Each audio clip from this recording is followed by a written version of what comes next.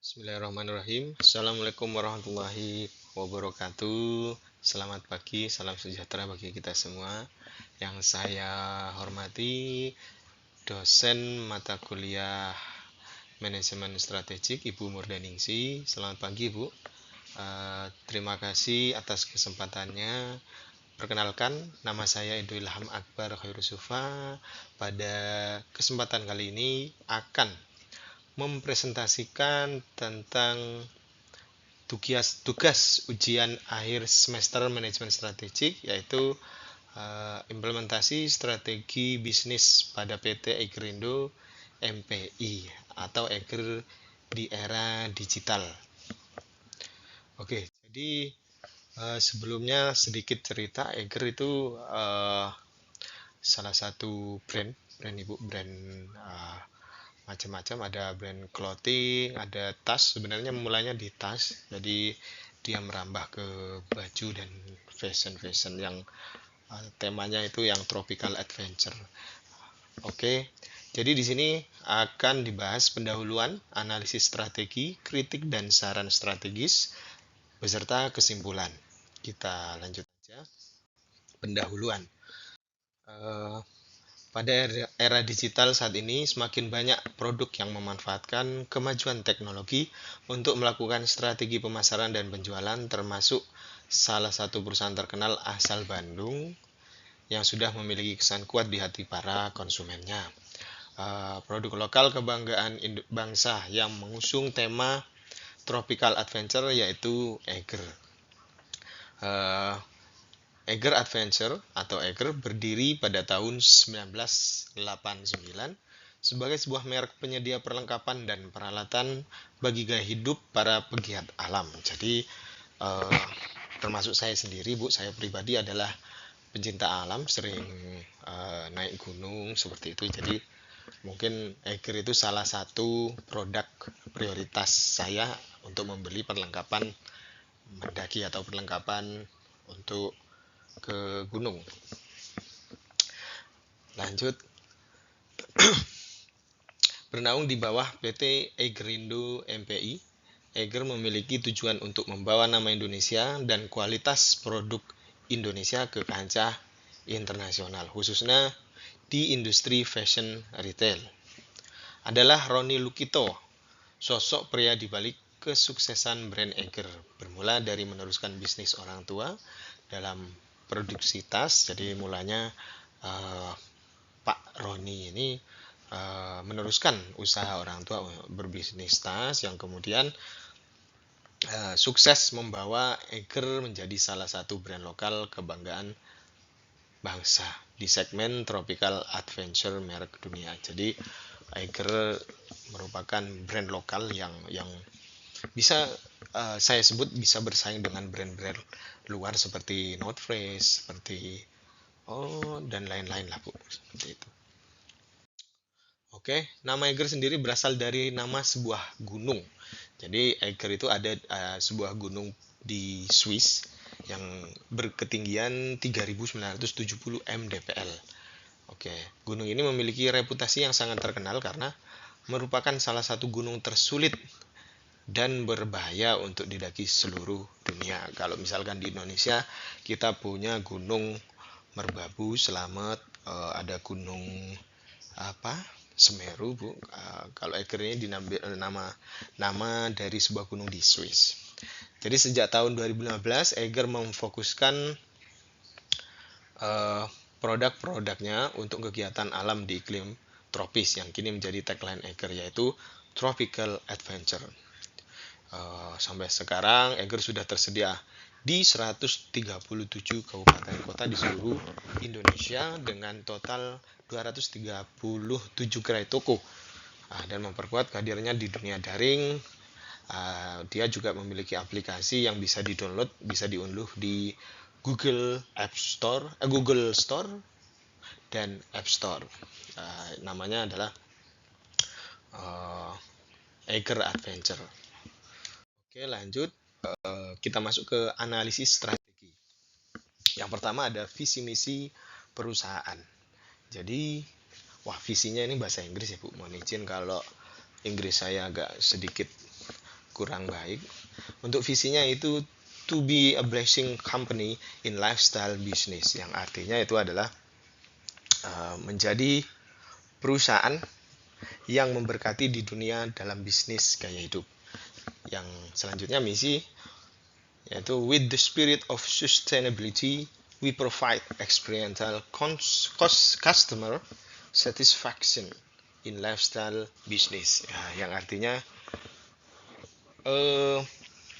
dengan semangat terhadap berkelanjutan, kami menyajikan kepuasan yang penuh pengalaman bagi pelanggan dalam bisnis gaya hidup. Oke, selanjutnya analisis SWOT PT Egrindo MPI. Analisis SWOT adalah teknik yang digunakan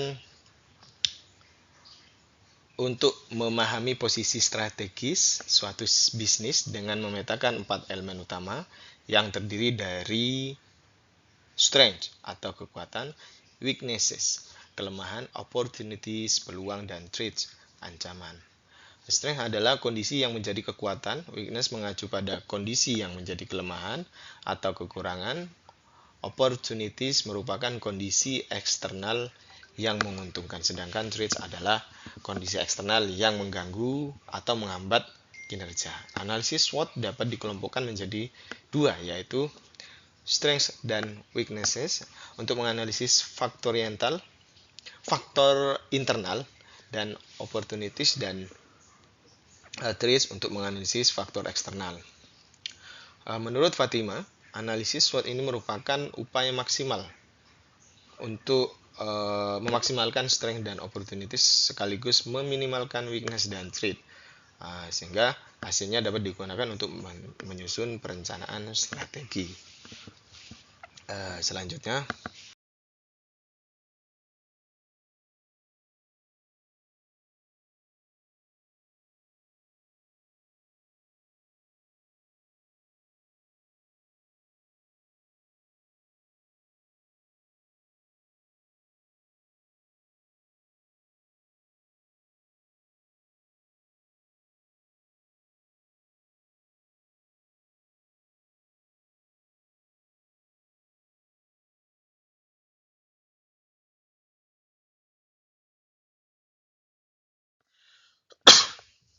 di sini saya setelah melakukan analisis SWOT pada PT Egrindo atau Eger, ditemukan beberapa kekuatan dan kelemahan.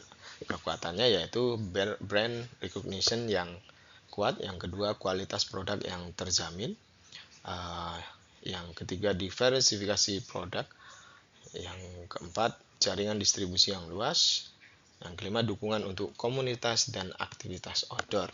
Untuk kelemahannya, memang Eger ini termasuk memiliki harga yang relatif tinggi, Bu. Oke, dan selanjutnya itu yaitu tantangan dalam menjadi standar layanan di setiap toko. Mungkin tidak hanya Eger, mungkin semua brand clothing itu juga harus memiliki standar, apalagi yang memiliki banyak toko yang tersebar di seluruh Nusantara, itu harus memiliki SOP dan memiliki standar yang harus kita terapkan di seluruh toko sehingga tidak ada pembeda di situ.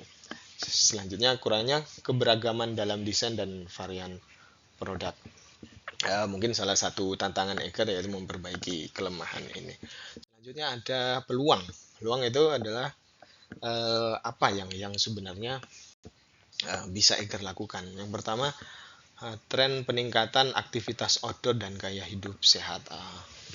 Jadi pada era sekarang ini banyak orang-orang itu lagi booming mungkin running atau aktivitas trekking, mendaki gunung seperti itu. Mungkin Eger bisa masuk di segmen itu. Selanjutnya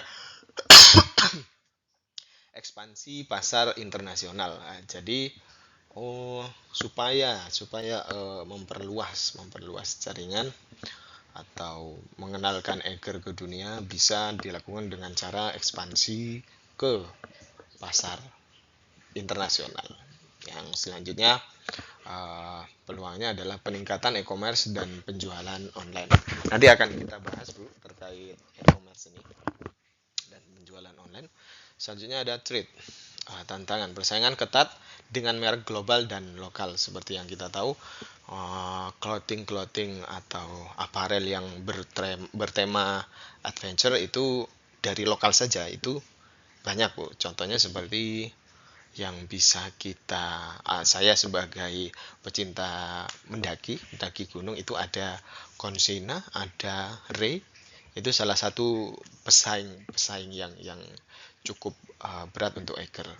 Di merek global ada TNF atau North Face, ada juga Caterpillar dan lain-lain lah. Selanjutnya perubahan tren konsumen. Jadi setiap konsumen setiap pembelian pasti akan ada tren di era itu. Jadi ada banyak perubahan di konsumen. Termasuk mungkin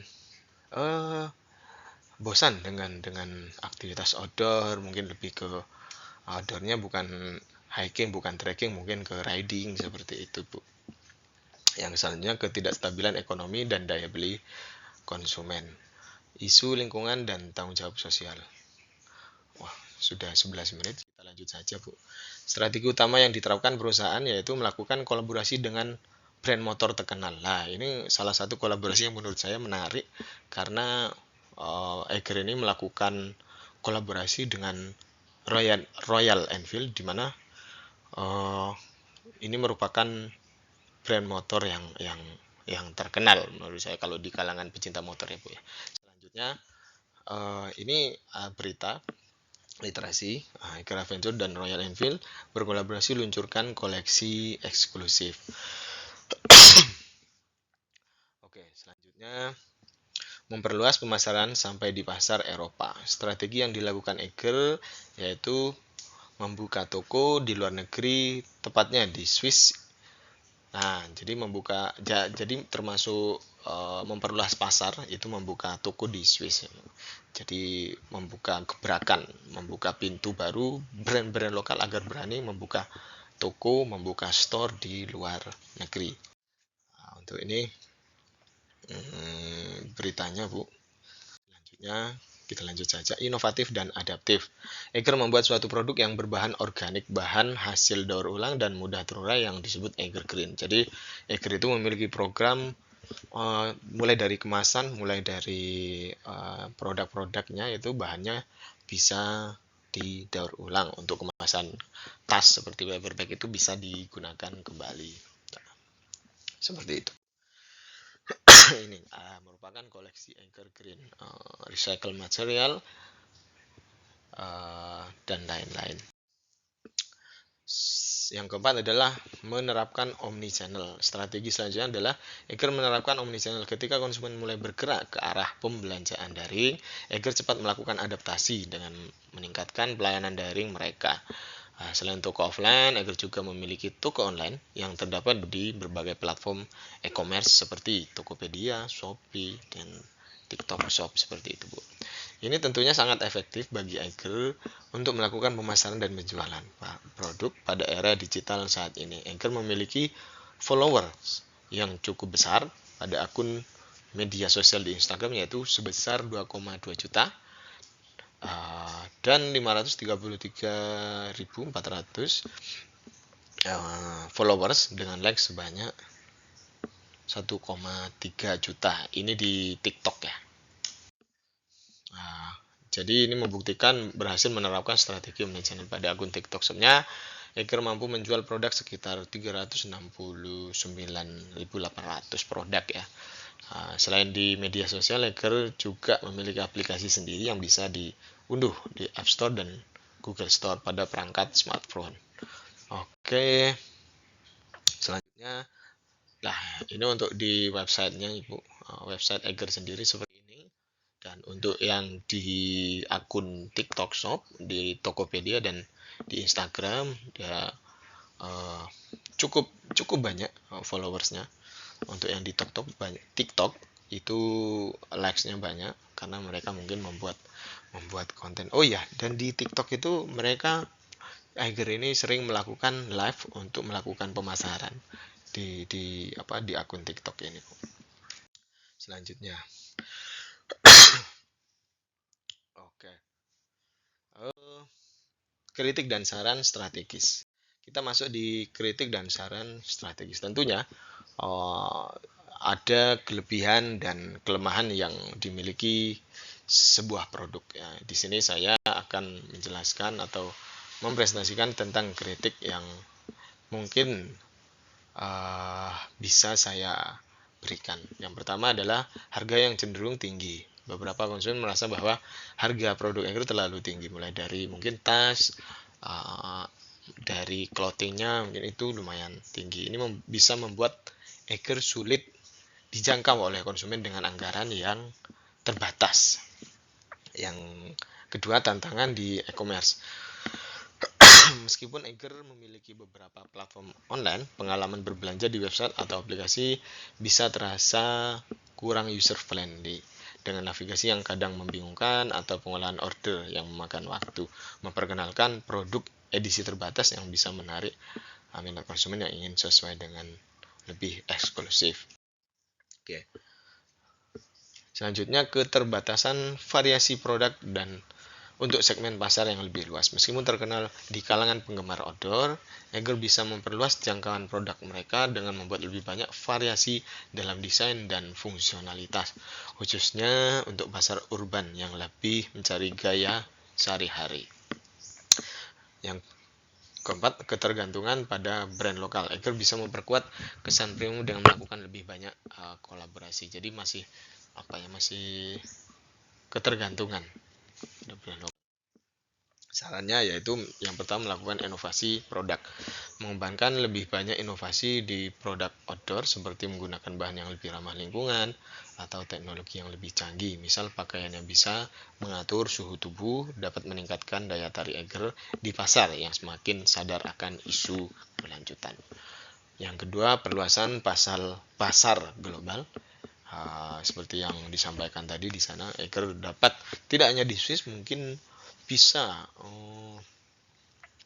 membuka store-store di tempat yang lain, contohnya mungkin di uh, India atau di Singapura gitu, seperti itu.